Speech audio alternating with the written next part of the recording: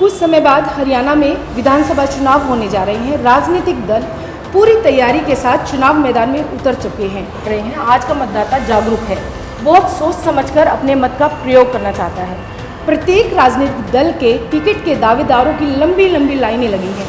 उन्हीं लंबी लाइनों में से कुछ गुरुग्राम विधानसभा क्षेत्र से ऐसे चर्चित चेहरे हैं जिनका हम आपसे परिचय करवाना चाहते हैं। हमारे साथ हैं गुरुग्राम विधानसभा क्षेत्र से मुकेश शर्मा जी, जो भाजपा के कद्दावर नेता भी हैं। आइए हम उनसे कुछ बातचीत करते हैं, उनके बारे में जानते हैं। शर्मा जी नमस्कार। नमस्कार। नमस्कार शर्मा जी, सबसे पहले आप अपनी पारिवारिक पृष्ठभूमि के बारे में कुछ बताइए, निजी जीवन से जुड़ी हुई कुछ बातें।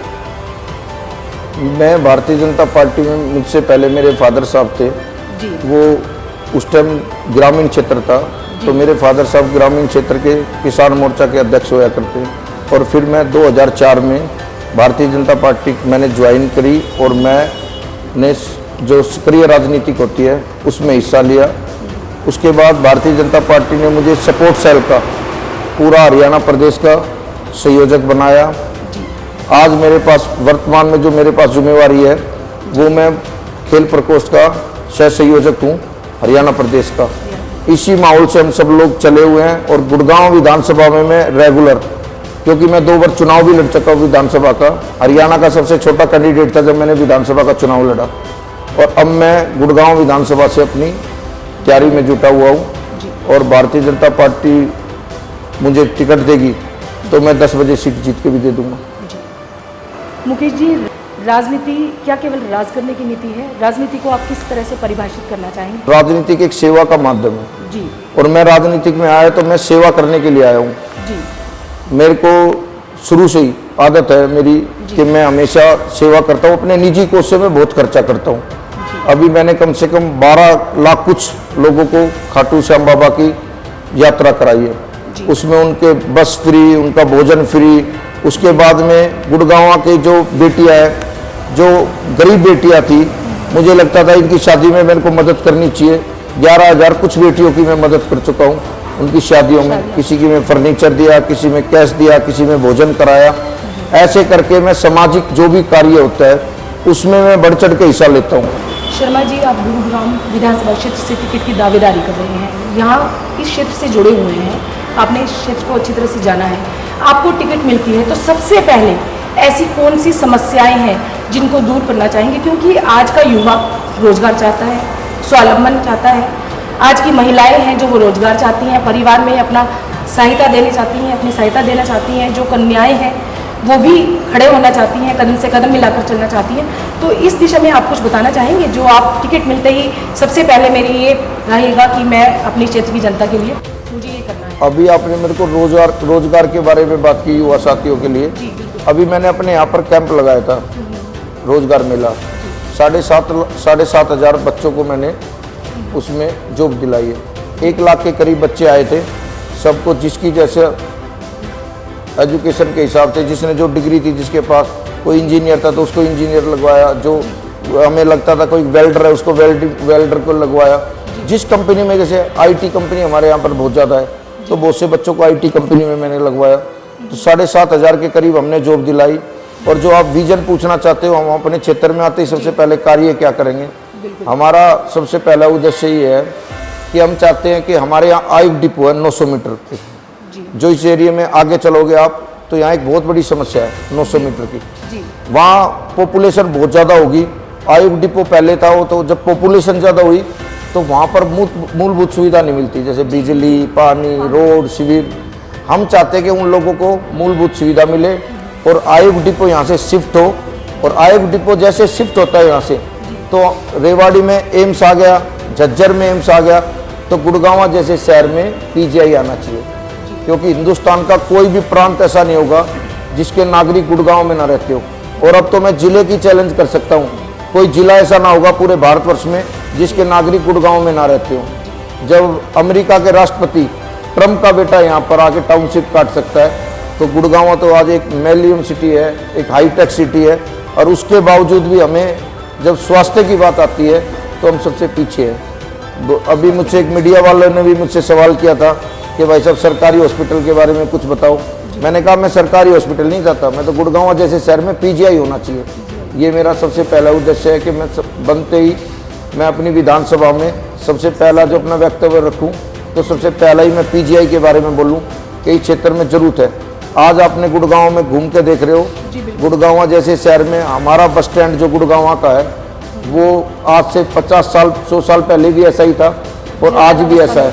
हमें ये लगता है कि गुड़गांव जैसे शहर में जब उतरे आदमी बस स्टैंड पे, तो उसको ऐसा लगना चाहिए कि वास्तव में ही कोई बहुत अच्छा बस स्टैंड बना है, उसमें वाईफाई हो, उस पर रेस्ट करने की सुविधा हो, उस पर जब बसें आएँ तो लगे कि वास्तव में यहाँ पर बहुत अच्छी सुविधा है, मतलब हाईटेक होना चाहिए बस अड्डा, कि हमें लगे कि ये हमारी सुविधाओं से पूर्ण होना चाहिए। हाँ, हमें हमारी योजना है ये सब लोग। जब अच्छी सुविधा होगी तो लोग बैठ भी सकते ना। जी बिल्कुल। अब हमारे यहाँ पर गुड़गांव जैसे शहर में जी। हमारे से अच्छा तो मेवात का बस स्टैंड है, लेकिन हम ये चाहते कि वो अच्छा बने। अच्छा बनेगा तो उसमें हमारी भी भागीदारी रहेगी कि हम चाहें हम विधायक बने तो ये कार्य हम सब लोग करें।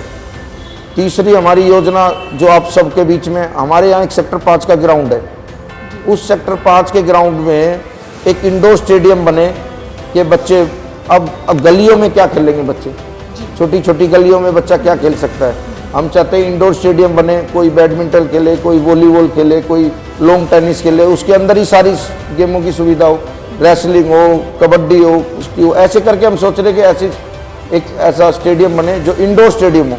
वो हमारे यहाँ जगह भी है, हुड्डा का ग्राउंड है बहुत बड़ा 5-6 एकड़ का। महिलाओं के लिए कुछ? महिलाओं के लिए हमने स्पेशल किया, अभी हमने सिलाई सेंटर शुरू किए हैं अपने निजी कोष से।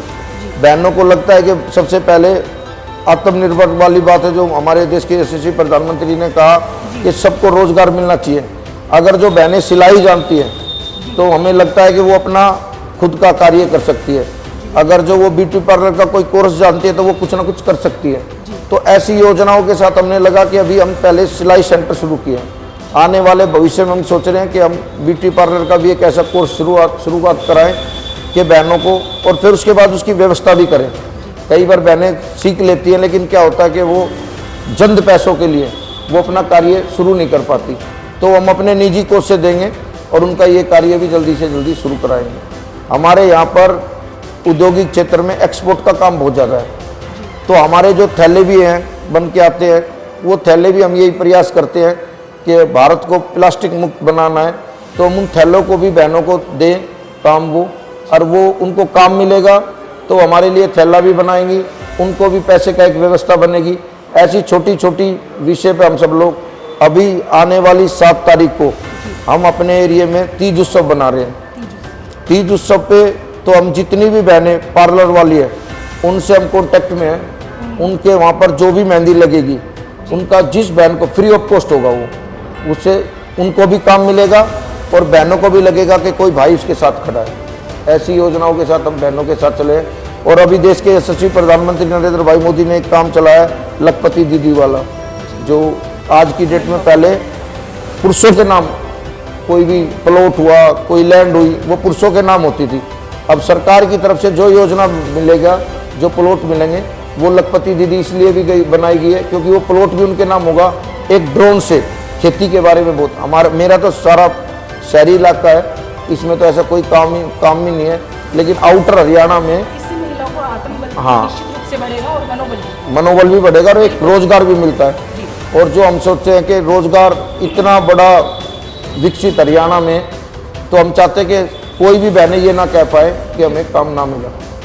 दर्शकों, मुकेश जी के साथ बात करके बहुत अच्छा लगा। जहां लोकसभा चुनाव 2024 के बाद कांग्रेस पूरे जोश के साथ चुनावी मैदान में उतर चुकी है, वहीं भारतीय जनता पार्टी भी अब बहुत सजग है। ऐसे उम्मीदवार को वो पार्टी टिकट देगी जो जीत के साथ उनके सिर पे ताज सजाने की सामर्थ्य रखता है। हमें मुकेश शर्मा जी से बात करके बहुत अच्छा लगा और हम ये मंगल कामना करते हैं कि आप विजयी रहें। और दर्शकों, हम फिर आपसे बहुत जल्द मिलते हैं सत्ता के दावेदार अपने प्रोग्राम में talk show with doctor Indu Bansal के साथ। धन्यवाद।